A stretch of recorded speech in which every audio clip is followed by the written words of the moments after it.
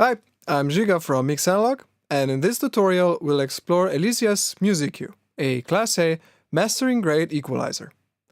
The track we're going to be processing is called Santa Fe, performed by the band Fruition at a Telefunken live session. The multitrack is available on the link below. So, let's see what we have here. The setup for drums is pretty standard. We have an amp track and a DI track for bass, 2 electric guitars and a Hammond organ, 1 lead vocal and 2 backing vocals. I've done some basic processing on the raw tracks, so let me show you what's going on mix-wise. On a kick drum, I have some console emulation, a little bit of EQ, and some compression. On the snare drum, I'm doing some basic filtering, some console emulation, and some more colorful EQ, some saturation, and again compression. On the overheads, I'm also doing basic filtering, some light EQ, and some compression. The whole drum group has some tape emulation on it, and a little bit of bus compression. On the bass, again, some console emulation, a little bit of high-pass filtering, some compression, and some saturation. On the guitars, again, basic filtering, some notches, and usual coloring stuff, so some EQ, a little bit of compression, and some saturation. The processing for the organ is pretty similar to the guitars, and I have some short room reverb set up for the instruments. For the vocals, I'm first doing some dynamic EQ, then continuing with console emulation, some light EQ, 2 types of compression, one fast and one slow, and a little bit of saturation. I also have a de-esser and a short slapback delay. On the backing vocals, I'm doing some EQ, some coloring EQ, and de-essing on both of them. The reverb for the vocals is a bit longer. I'm using a plate type of reverb. On the master bus, I'm again doing console emulation and some very gentle, very mute compression. Okay, we've seen it, now let's hear it.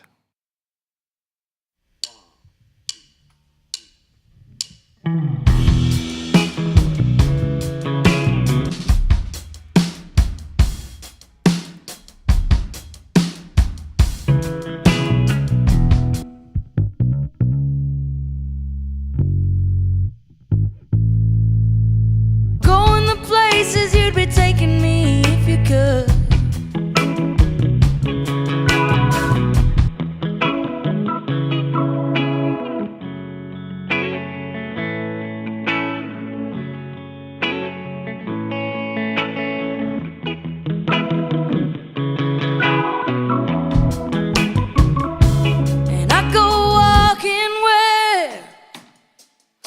There's quartz in the gravel, there's jasper in the yard.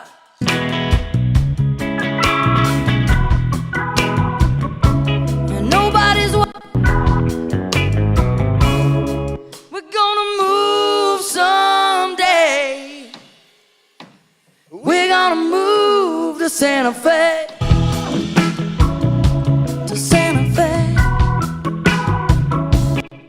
I'll use the museq on 4 stems of this mix: vocals, guitars and keys, bass, and drums.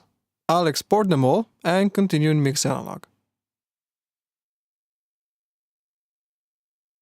Before my session even started, I've uploaded all my source tracks here in the Files tab, so I won't waste time waiting for the uploads to finish when the session is active. Before we get to work, first let's take a look at how the museq works. There are 5 bands on each channel. The controls are linked by default, but you can unlink them here if so desired. The frequency selection pots work as usual, but how the gain control works is maybe not the most usual way. It's not centered for unity gain, but switched between boosting and cutting with this button here. This way, Elysia was able to offer twice the accuracy on the same dented potentiometers, which is a pretty cool solution. The buttons next to the boost-cut toggles are sharp or broad Q switches for the 3 mid-bands and shelf or cut switches for the high and low band. In the cut mode, the gain potentiometer acts as a Q control for the filter.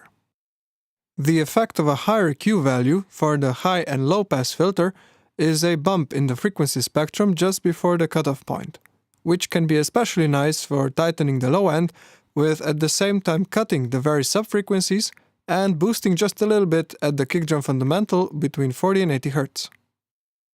The left and right buttons in the middle are bypass switches for both channels, useful to reset your ears from time to time and see where you started. The one interesting little feature left is the warm mode. What this function is doing is gently limiting the slew rate of the device. If you don't know what that is, it's the speed at which it can react to steep edges, so fast changes in the signal. In effect, that causes a level-dependent high cut that's visible on this plot here. So the louder sounds get filtered more, and the low-end details like reverbs stay more or less unharmed. Nice, huh? Okay, now that we know how to pilot that thing, let's hear it. I'll start with the drums.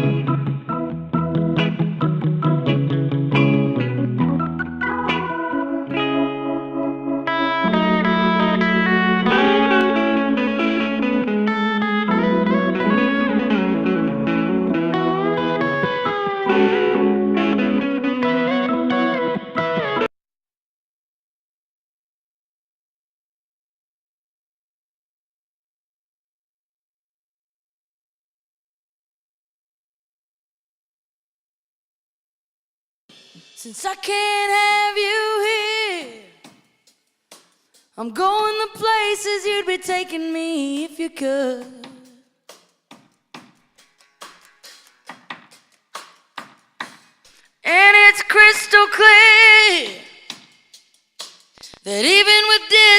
guess I'm loving you like I should.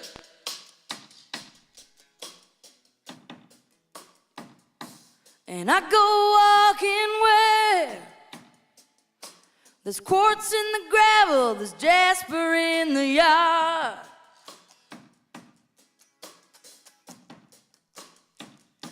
And nobody's watching you.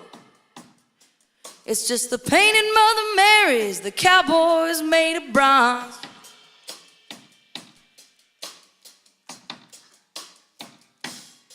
We're gonna move someday.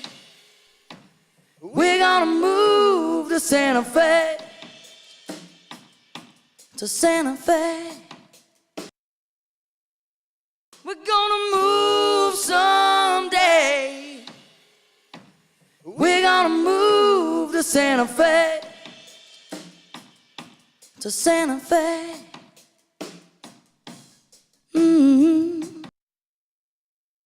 And nobody's watching you. It's just the painted Mother Marys, the cowboys made of bronze.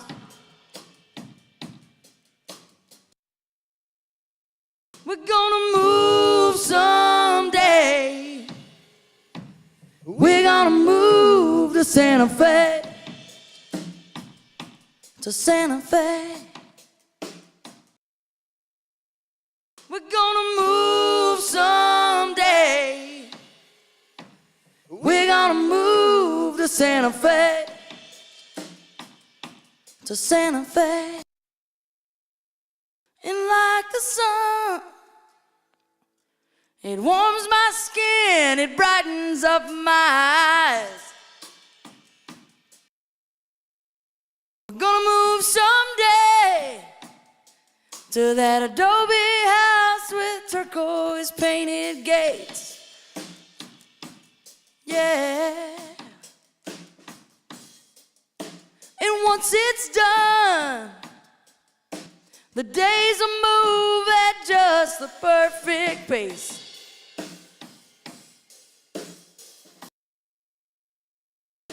And once it's done, the days will move at just the perfect pace.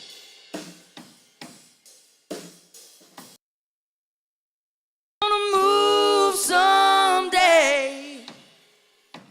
We're gonna move to Santa Fe.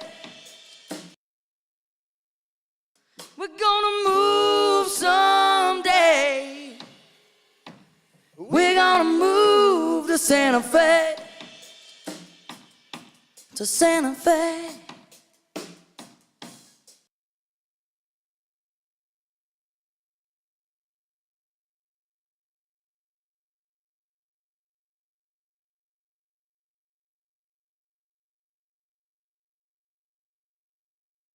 So we're back in Pro Tools. I've set up unprocessed and processed files in playlists so we can quickly compare between them. The change is not really radical in any way, but that's what you'd expect at this stage of mastering. Subtle cleaning of the spectrum for each element to get its own space and to enhance the general projection of the mix.